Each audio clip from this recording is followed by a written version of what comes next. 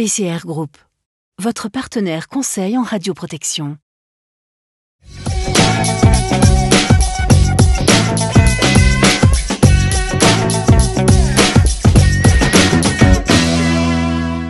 Bonjour, on va revenir sur un point d'actualité, surtout sur une image, celle-ci, qui a fait le tour de la planète.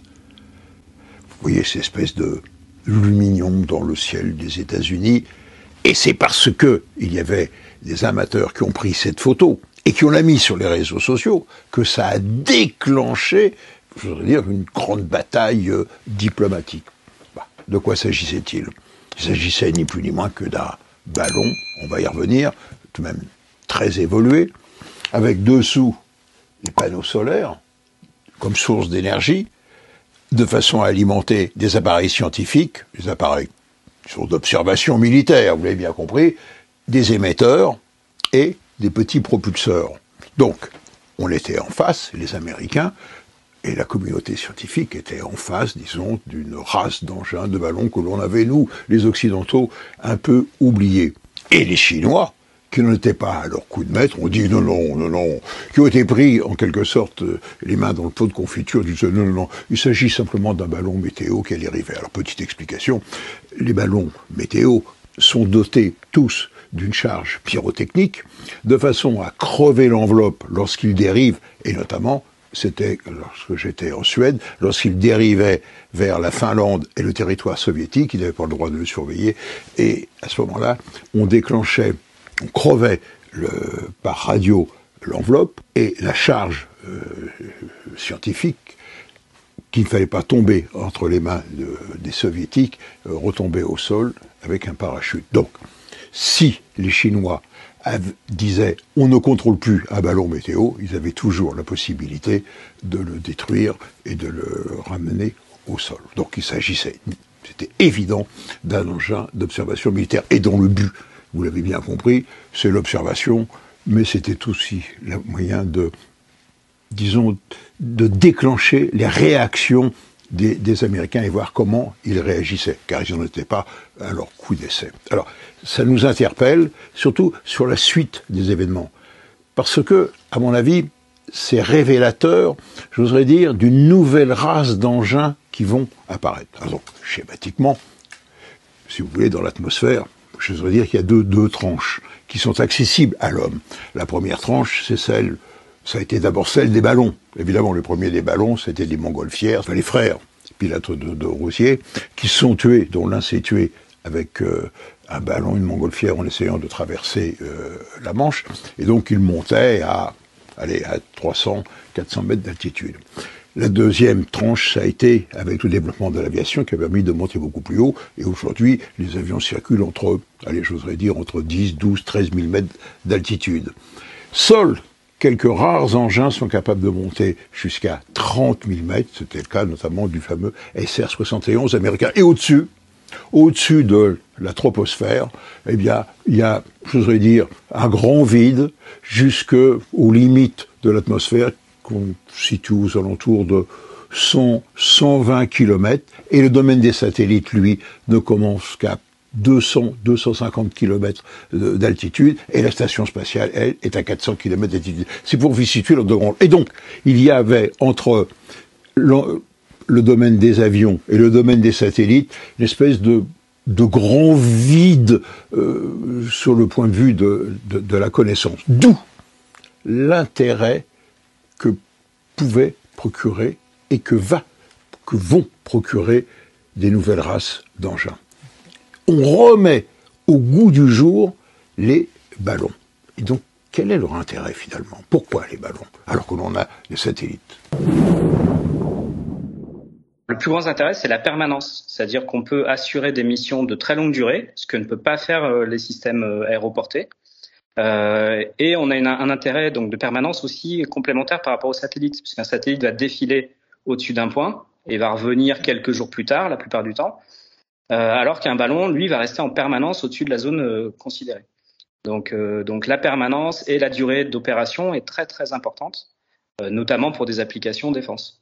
Ça se déplace pas vite, Les ballons dérivants, comme le ballon chinois, vont à la vitesse du vent. Hein, ils sont pas motorisés. Les dirigeables sont dimensionnés pour lutter contre le vent, mais sont pas faits pour se déplacer très vite. C'est des objets vulnérables, visibles. Ça se voit à l'œil. Hein, il n'y a pas besoin de systèmes extrêmement sophistiqués. Donc, on peut les intercepter de manière relativement facile. Mais l'intérêt, c'est dans les zones de faible activité où il n'y a pas de conflit avéré. On peut avoir des cas d'application intéressants pour prévenir certains conflits et puis faire du renseignement notamment. Ajoutons également le fait que les ballons, aussi évolués soient-ils, sont tout de même moins chers qu'un satellite avec son lanceur. Donc, vous l'avez bien compris, on est en ce moment à un tournant sur le plan technologique.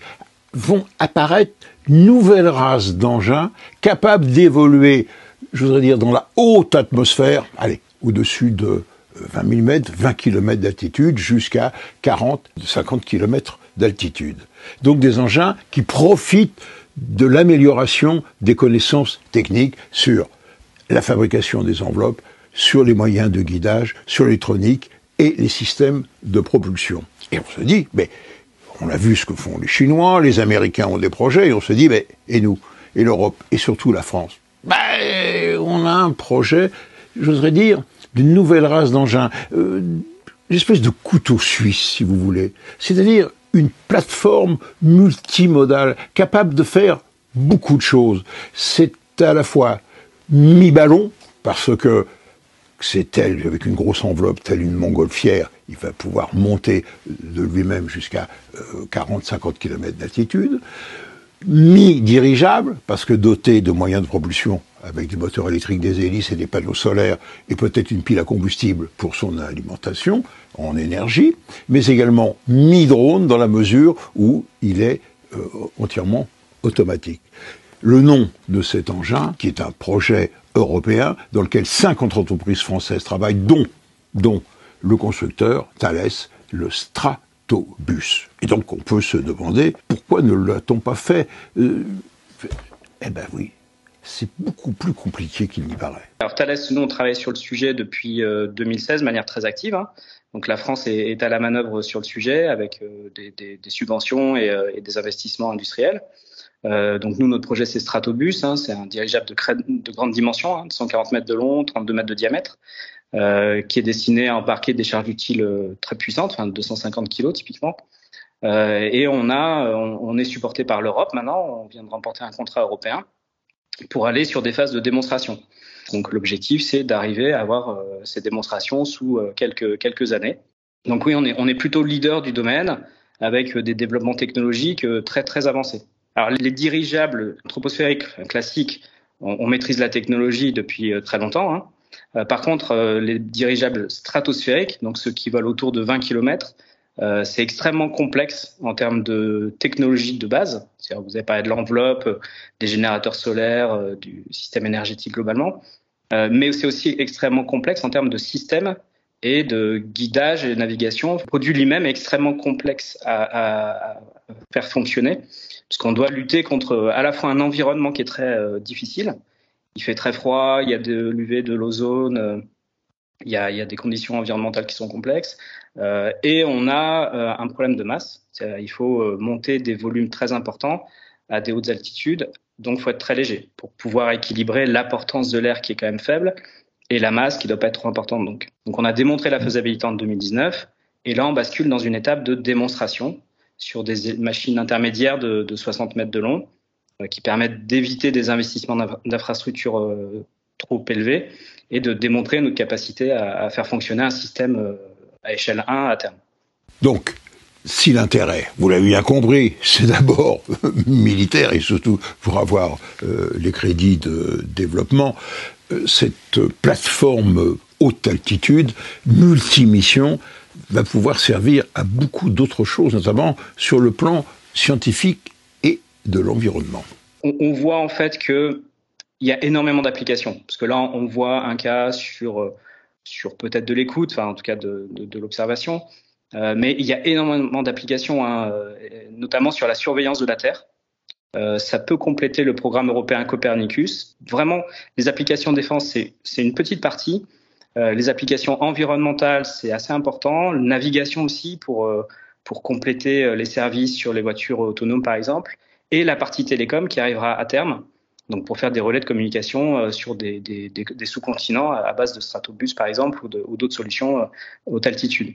Donc il y a énormément d'applications. Là, on en voit une, mais le champ des applications est colossal.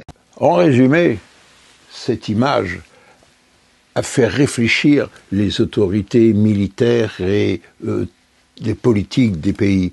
Et une nouvelle race d'engins est en train d'apparaître qui vont permettre d'explorer et d'utiliser une nouvelle tranche de l'atmosphère, la haute atmosphère, entre 20 et 50 km d'altitude. Ouais. Qui aurait pu imaginer ce retour sur le devant de la scène des fameux ballons et notamment des dirigeables? Ben oui. Étonnant, hein, ce qui se passe.